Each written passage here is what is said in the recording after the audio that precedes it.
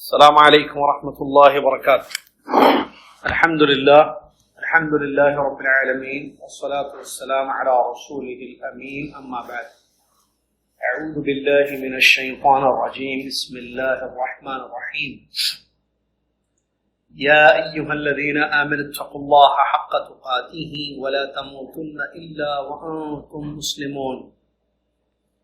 يا أيها الناس اتقوا ربكم الذي خلقكم من نفس واحدة وخلق منها زوجها وبث منهما رجالا كثيرا ونساء واتقوا الله الذي تساءلون به والأرحام إن الله كان عليكم رقيبا.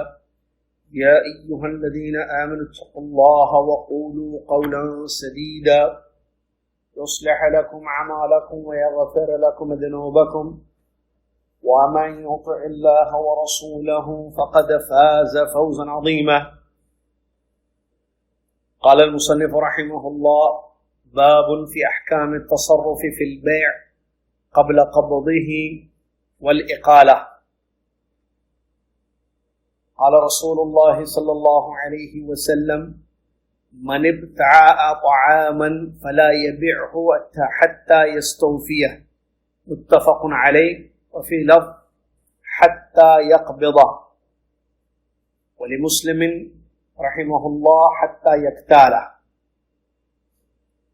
قال ابن عباس رضي الله عنهما: ولا أحسب غيره إلا مثله، أي غير الطعام.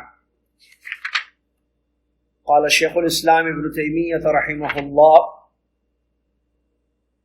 وتلميذه ابن القيم رحمه الله: علة النهي عن البيع قبل القبض عجز المشتري عن تسلمه، لأن البائع قد يسلمه وقد لا يسلمه، لا سيما إذا رأى المشتري قد ربح، فإنه يسعى في رد البيع إما بجهد أو احتيال الفسخ، وتأكد ذلك بالنهي عن ربح ما لم يضمن. انتهى كلامه رحمه الله.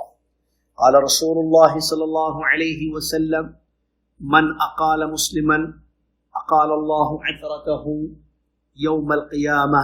الحديث كما قال رسول الله صلی اللہ علیہ وسلم. تمام تعریف ہر قسم کی بڑائی اور کبریائی صلی اللہ رب العالمین احکم الحاکمین الہ العالمین کے لیے ہے، جو اللہ ہم سب کا خالق اور مالک ہے، وہی ہمارا حقیقی معبود ہے. اس کے سوا کوئی ذات عبادت کے لائق نہیں ہے. جو اللہ نے چاہا وہ ہوا، اور جو اللہ نے نہ چاہا وہ نہیں ہوا، اور وہی ہوتا ہے جو اللہ تعالیٰ چاہتا ہے. سبحان اللہ وبحمدہ سبحان اللہ العظیم. صلاۃ والسلام اس کے بعد اللہ کے آخری نبی امام الانبیاء محمد الرسول اللہ صلی اللہ علیہ وسلم کی ذات گرامی پر، کہ جنہوں نے ہم تک اللہ کا دین پہنچایا، ہر خیر کی طرف ہماری رہنمائی فرمائی، اور حلال و حرام کی تفصیلات اپنی حدیث مبارکہ میں بیان فرمائی. اللہم صلی علی محمد وعلی آل محمد کما صلیت علی ابراہیم وعلی آل ابراہیم انک حمید مجید. اللہم بارک علی محمد وعلی آل محمد کما بارکت علی ابراہیم وعلی آل ابراہیم انک حمید مجید. حمد و صلات کے بعد آج 6 رجب ہے 1442 مطابق 18 فروری 2021 عیسوی. فقہ کا درس لائف مکسلار پر آپ کی خدمت میں پیش ہے. کتاب البیوع ہم پڑھ رہے ہیں. آج ہمارے درمیان ایک نیا باب ہے، اور وہ بھی بڑا اہم باب ہے، اور وہ ہے احکام التصرف فی البیع قبل قبضہ والاقالہ. کسی بھی چیز کو اپنے انڈر آنے سے، اپنے قبضے میں، کوئی بھی چیز انسان کے قبضے میں آنے سے پہلے اس کو بیچنے کے احکام اور برطرفی کا ذکر. 2 چیزیں اس باب میں مصنف رحمۃ اللہ علیہ نے 2 مسئلے بڑے اہم بیان کیے ہیں. پہلا مسئلہ کہ کوئی بھی چیز آپ کی ملکیت میں ابھی نہیں آئی، آپ کے قبضے میں نہیں آئی، آپ اس کے اونر یا مالک ابھی نہیں بنے، تو کیا اس کو آپ بیچ سکتے ہیں؟ اس کے کیا احکام ہیں؟ یہ ایک بڑا اہم مسئلہ اس چیپٹر میں ہم پڑھیں گے آج کے اس درس میں. اور دوسری چیز اقالہ، اس کا مطلب کہ اگر آپ دیکھتے ہیں کہ اقالہ کا مطلب یہ ہے کہ ایگریمنٹ کو برطرف کر دینا، کینسل کر دینا ایگریمنٹ. اس کی وجہ یہ ہے کہ آپ کا بھائی جس نے خریداری کے لیے آپ سے ایگریمنٹ کیا تھا، وہ اس کی مجبوری ہے، وہ خرید نہیں پا رہا ہے، وہ مجبور ہے، خرید نہیں پا رہا ہے، یا کوئی پرابلم، کوئی مسئلہ اس کے ساتھ ہو گیا ہے جس کی وجہ سے وہ چیز کو خرید نہیں سکتا ہے. تو آپ اس پر احسان کرتے ہوئے، آپ اس کا خیال کرتے ہوئے اس ایگریمنٹ کو، جو آپ بیچنے والے بائر ہیں، اس کو جو ہے کینسل کر دیتے ہیں. تو اس کا بیان کیا ایسے کر سکتے ہیں یا نہیں، اور اس سلسلے میں کیا حدیث آئی ہے، انشاءاللہ یہ دو اہم مسئلے انشاءاللہ بیان کریں.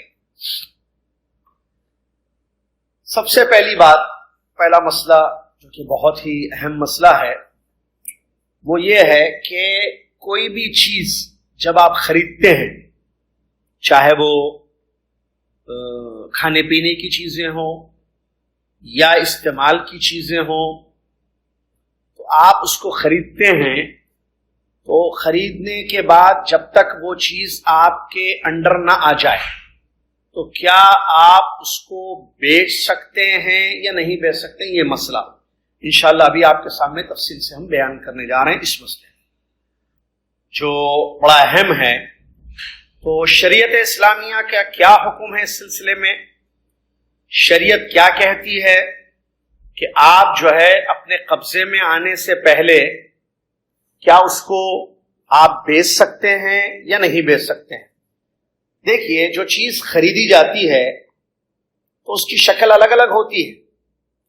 جو چیز آپ خریدتے ہیں، بعض چیزوں کو تول کر آپ لیتے ہیں، بعض چیزوں کو وزن کر کے لیتے ہیں، بعض چیزوں کو گن کر آپ لیتے ہیں، تو بعض چیزوں کو آپ صرف سائن کر کے لے لیتے ہیں. یعنی الگ الگ، جیسے پیسے، کوئی بھی چیز، بعض چیزیں گننے کی ہوتی ہیں کہ بھئی یہ اتنے پیس ہیں، بعض چیزیں وزن کرنے کی ہوتی ہیں، کتنے کلو ہیں، کتنے گرام ہے وغیرہ. تو یہ جو بھی شکل ہو چیز کی، چاہے وہ وزن کرنے والی چیز ہو، گننے والی چیز ہو، یا کوئی اور شکل ہو، علماء کا اتفاق ہے اس بات پر حدیث صحیح کے روشنی میں کہ آپ کے قبضے میں جب تک وہ چیز نہیں آئی، مطلب آپ ٹوٹلی یا کمپلیٹلی اس کے اونر یا مالک نہیں بن گئے، اس وقت تک آپ اس چیز کو کسی اور کو نہیں بیچ سکتے ہیں. اس کی سب سے بڑی دلیل متفق علیہ حدیث، صحیح بخاری صحیح مسلم کی روایت، اللہ کے نبی صلی اللہ علیہ وسلم نے ارشاد فرمایا، من ابتاع طعاما، جو کوئی کھانا خریدے، کھانے کی چیز کوئی بھی، چاول، گیہوں، کھجور، کھانے کی کوئی بھی چیز خریدے، تو اللہ کے نبی صلی اللہ علیہ وسلم فرماتے ہیں فلا یبیعہ حتی یستوفیہ، تو جب تک وہ پورا اس کو اپنے قبضے میں نہ لے لے. قبضہ سمجھ رہے نا، وہ قبضہ نہیں جو انلیگل قبضہ ہوتا ہے، وہ نہیں. یہاں قبض سب سے مراد آپ کے ہاتھ میں نہ آ جائے، آپ اس کے اونر نہ ہو جائیں، آپ کی ملکیت میں وہ چیز نہ آ جائے، یعنی ڈیل کمپلیٹ ہو گئی، خلاص وہ چیز آپ نے لے لی. جیسے کھانے کی چیز ہے، بات چیت ہو گئی، بھائی اتنے میں جو ہے ہم مثال کے طور پر چاول ہے، ٹھیک ہے، کھانا ہے نا وہ بھی چاول، تو آپ کہتے ہیں کہ بھائی میں اتنی بوریاں لوں گا چاول کی اور مجھے اتنے میں چاہیے، ٹھیک ہے.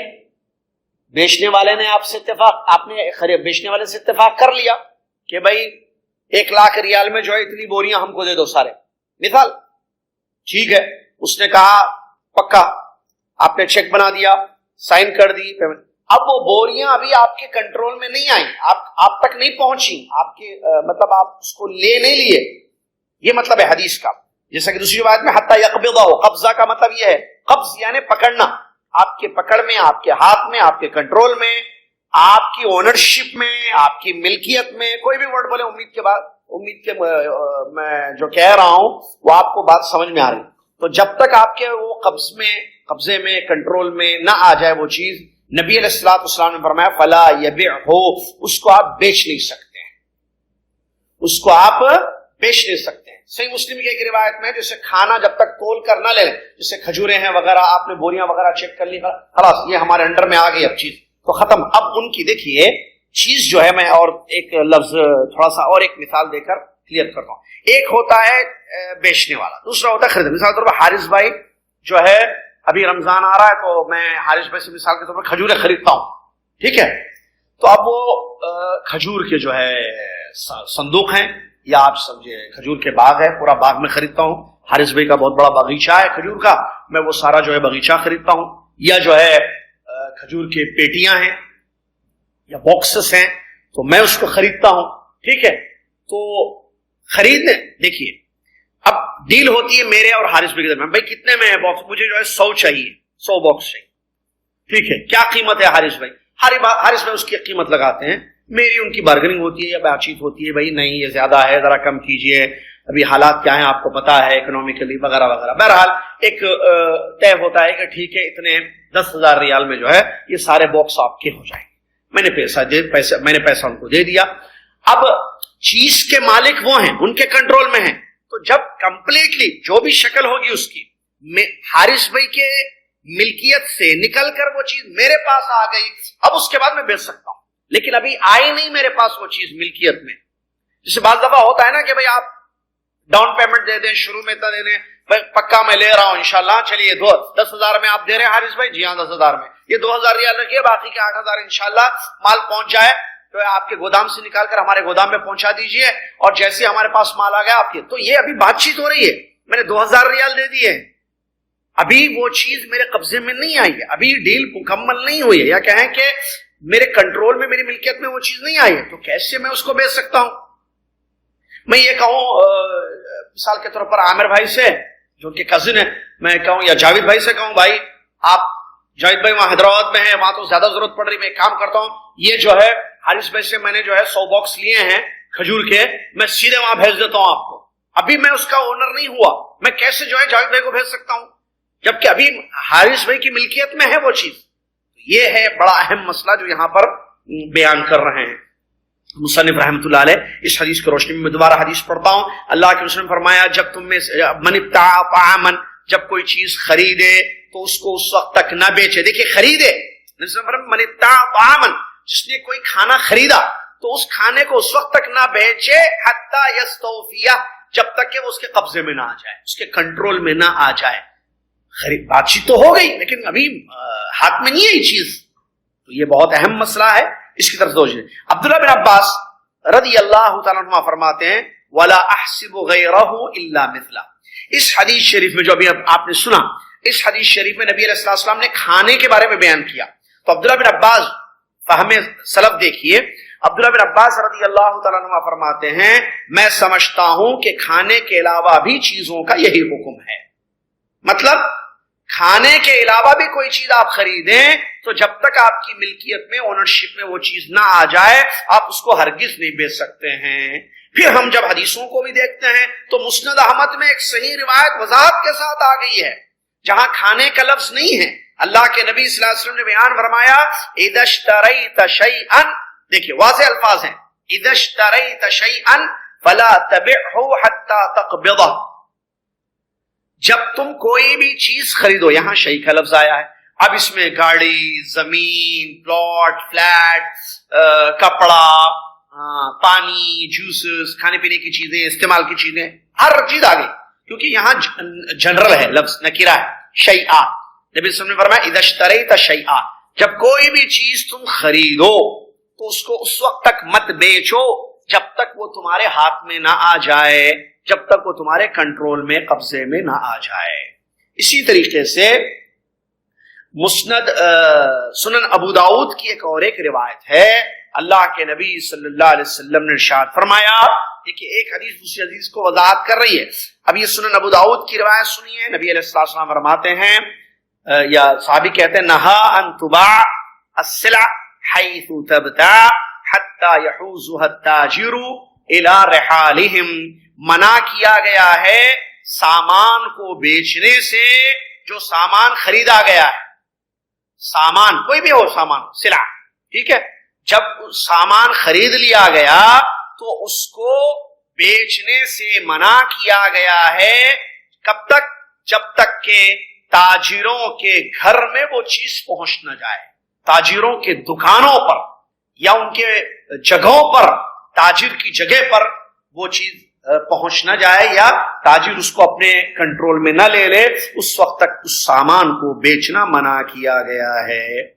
مسئلہ معلوم ہو گیا۔ آئیے علماء کیا کہتے ہیں اس کے بارے میں، کیوں یہ ممانعت آئی ہے؟ سبحان اللہ، شریعت میں جو بھی چیزیں ہیں اس میں حکمتیں ہیں۔ ایک بات یاد رکھیے، یہ شریعت اسلامیہ، یہ دین اسلام، یہ اللہ کا دین ہے، اور اللہ تعالیٰ اپنے بندوں پر بڑا رحم کرتا ہے، وہ رحمان ہے، رحمت اس کی صفت ہے۔ اس نے ایسی شریعت نازل کی ہے جس میں عدل ہے، انصاف ہے، کسی کے لیے کوئی تکلیف نہیں، اذیت نہیں ہے، ہر ایک کو اس کا حق دیا جاتا ہے۔ دیکھیے شیخ الاسلام ابن تیمیہ رحمۃ اللہ علیہ، شیخ الاسلام ابن تیمیہ رحمۃ اللہ علیہ بیان فرماتے ہیں، اور ان کے شاگرد ابن قیم رحمۃ اللہ علیہ بیان فرماتے ہیں کہ منع کیوں کیا گیا ہے، منع جو کیا گیا ہے بیچنے سے جب تک کہ قبضے میں نہ آئے، کہتے ہیں اس کی وجہ خریدنے والا عاجز ہوتا ہے۔ کیوں؟ خریدنے والا اس کو پورا اختیار نہیں ہوتا ہے ابھی، اس لیے اس کو بیچنے سے منع کیا۔ ایسے ہو سکتا ہے کہ بیچنے والے نے کوئی چیز بیچ دی، خریدنے والے نے خرید لی، اور بیچنے والے کو بیچنے کے بعد پتا چلا کہ ارے اس میں تو خریدار کا بہت بڑا فائدہ ہو گیا۔ سمجھ رہے بات کو؟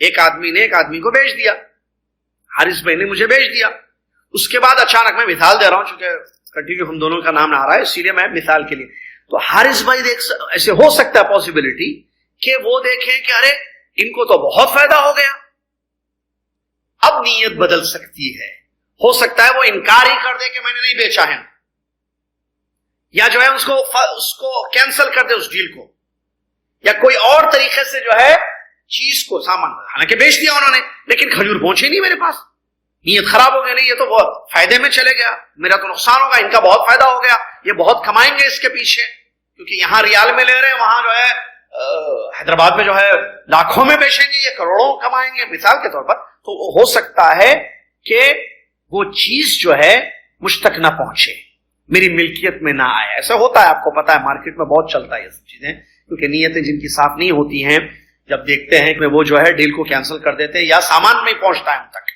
حالانکہ ساری چیزیں ہو گئی ہیں اور پیمنٹ بھی کر دی گئی ہے، پھر بھی سامان نہیں پہنچتا ہے، وجہ اس کی نیت کی خراب۔ اسی لیے شریعت اسلامیہ نے منع کیا ہے بیچنے سے، آپ کے کنٹرول میں آ جائے اس کے بعد آپ بے شک بیچو، اس سے پہلے مت بیچو، یہ بڑی اہم وجہ ہے، ٹھیک ہے۔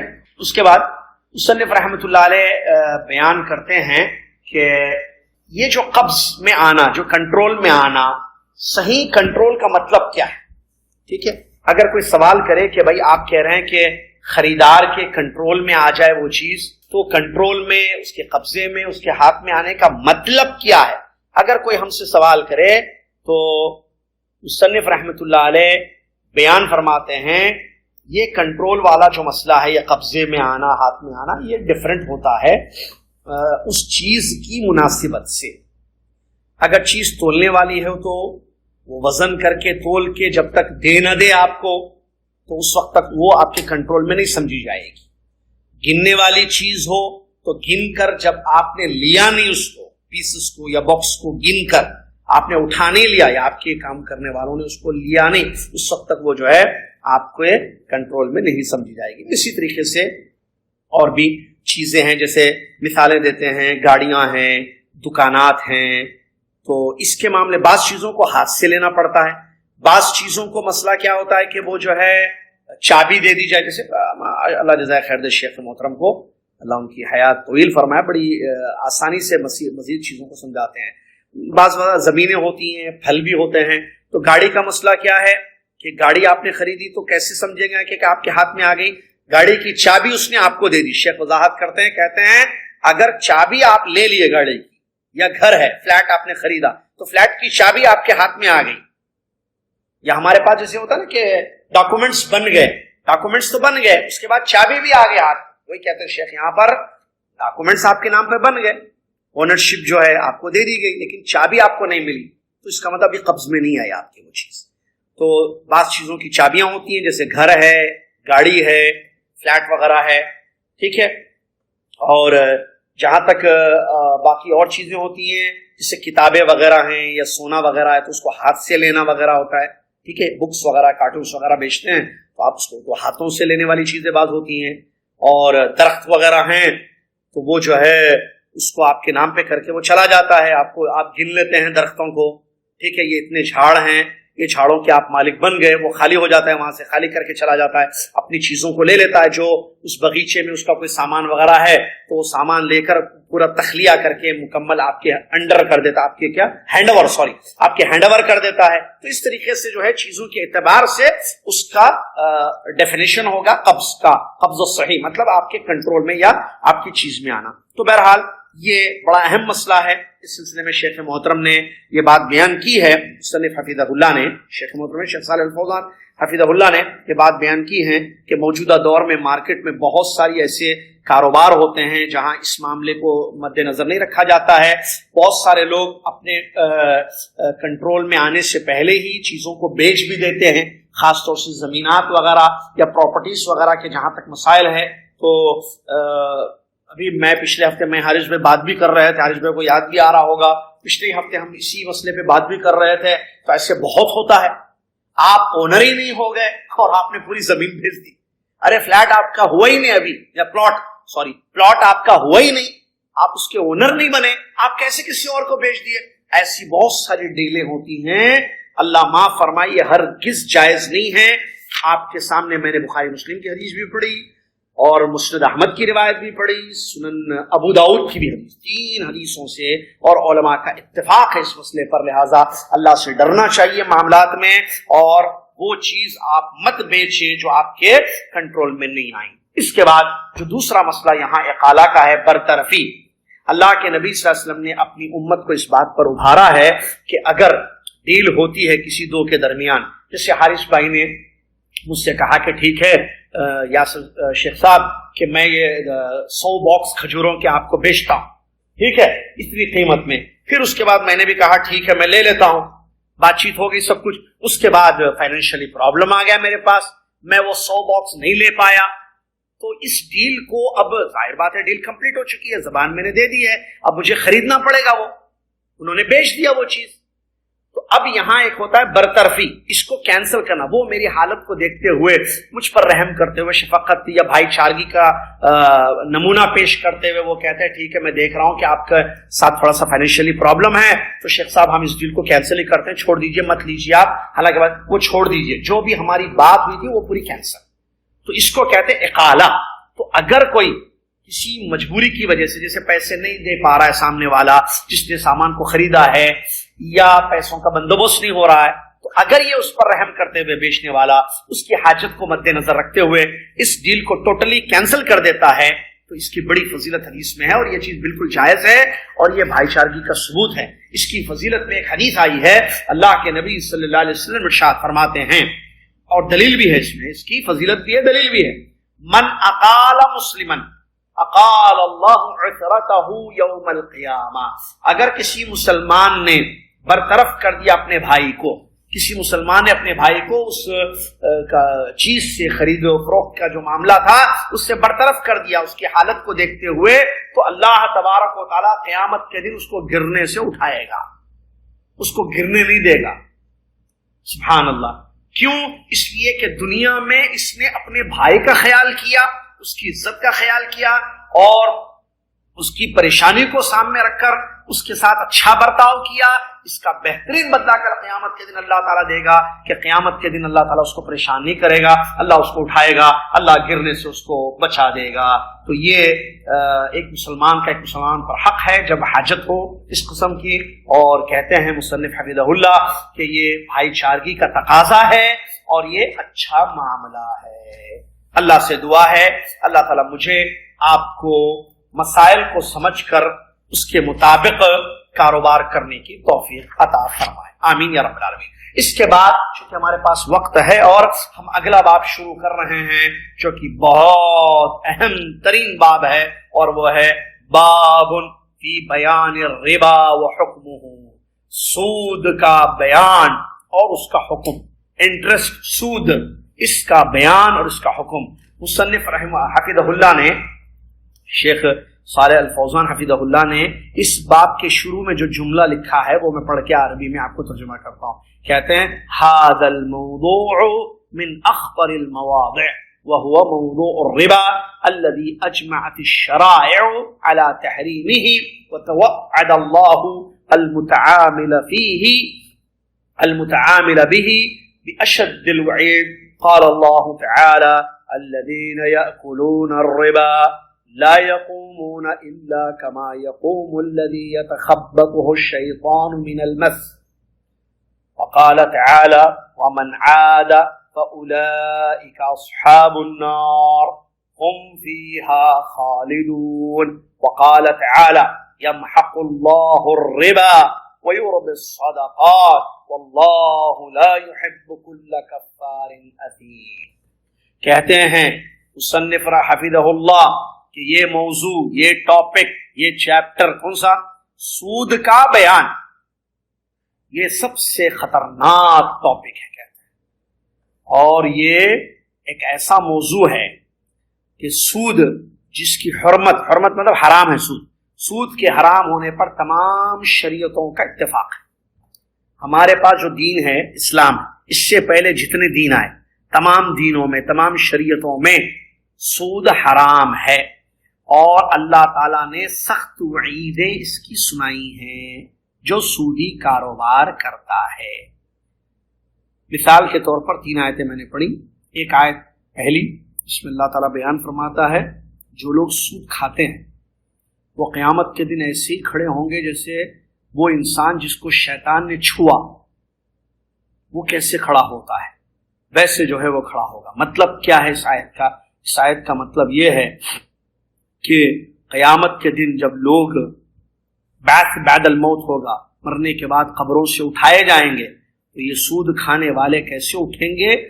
یہ ایسے اٹھیں گے جیسے وہ آدمی جس کو شیطان نے پچھاڑ دیا، شیطان نے اس کے پیٹ کو پھلا دیا اور جو ہے اس کو پریشان کر دیتا، اس کی کنڈیشن بہت بری ہوتی ہے، جس کو شیطان چھوتا، جس کے جسم میں شیطان چلا جاتا ہے نا، اس کی حالت جو ہے بے حالت ہوتی ہے۔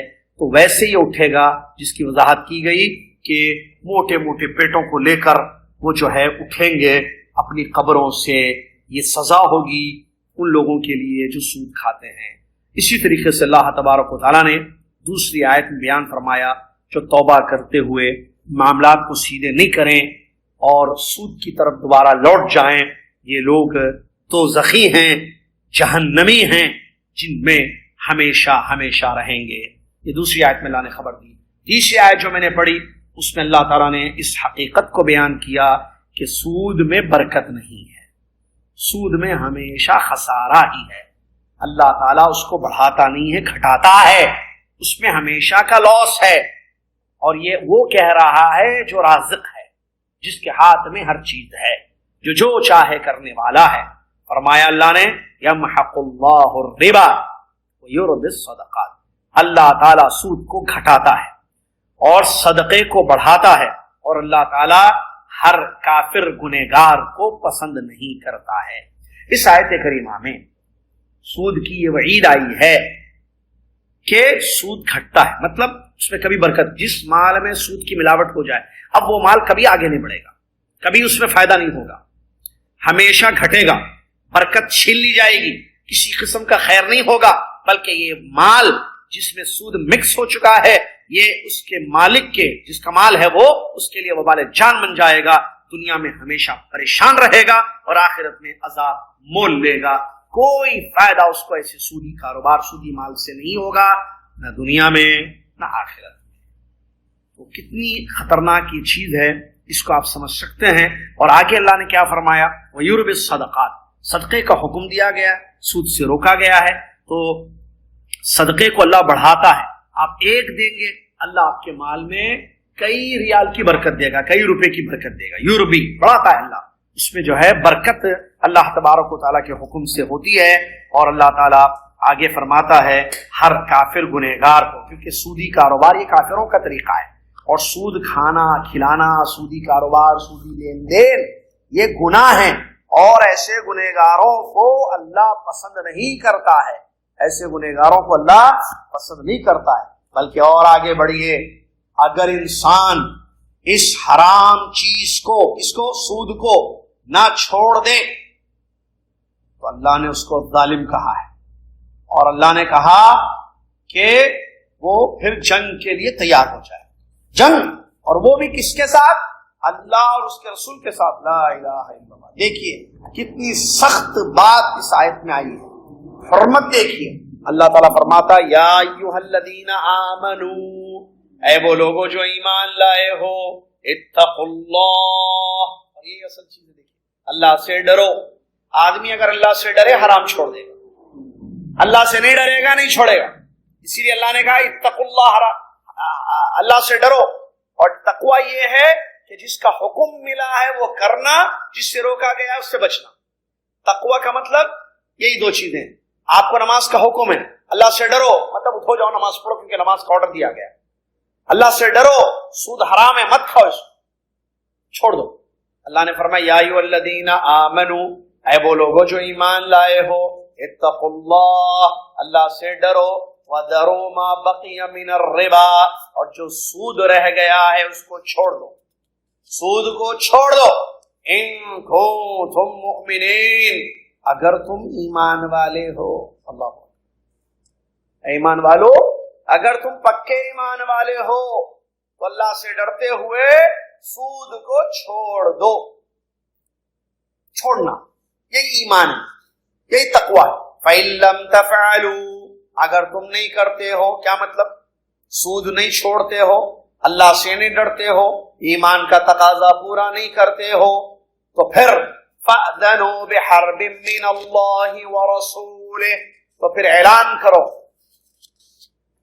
کرو اللہ کے ساتھ جنگ کرنے کا اور اس کے رسول صلی اللہ علیہ وسلم کے ساتھ جنگ کرنے کا۔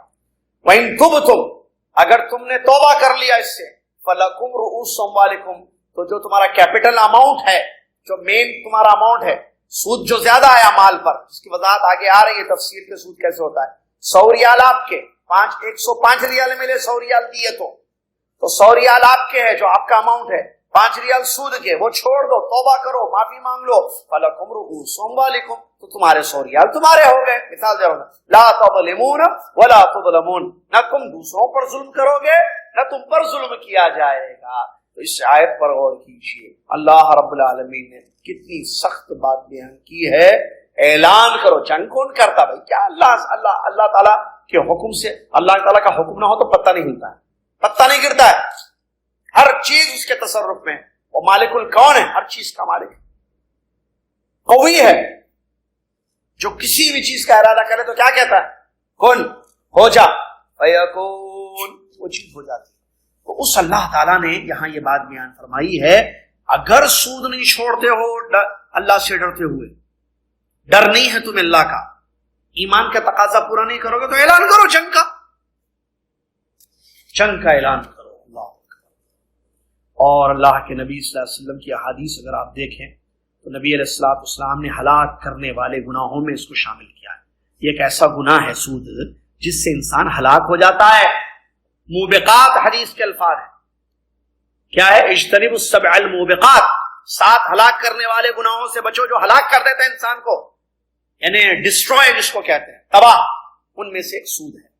اور اسی طریقے سے نبی علیہ الصلوۃ والسلام کی حدیثیں پڑھیں، نبی علیہ السلام نے سود کھانے والے کے لیے، سود کھلانے والے کے لیے، سود پر گواہ دو ہوتے ہیں، اور سود کو لکھنے والے کے لیے سب پر لعنتیں بھیجی ہیں، رسول صلی اللہ علیہ وسلم نے لعنت بھیجی ہے۔ یعنی نبی علیہ الصلوۃ والسلام کی زبان مبارک سے یہ دعا ہوئی کہ اللہ تو اپنی رحمت سے دور کر دے ان لوگوں کو جو سود کھاتے ہیں، کھلاتے ہیں، لکھتے ہیں، گواہ بنتے ہیں۔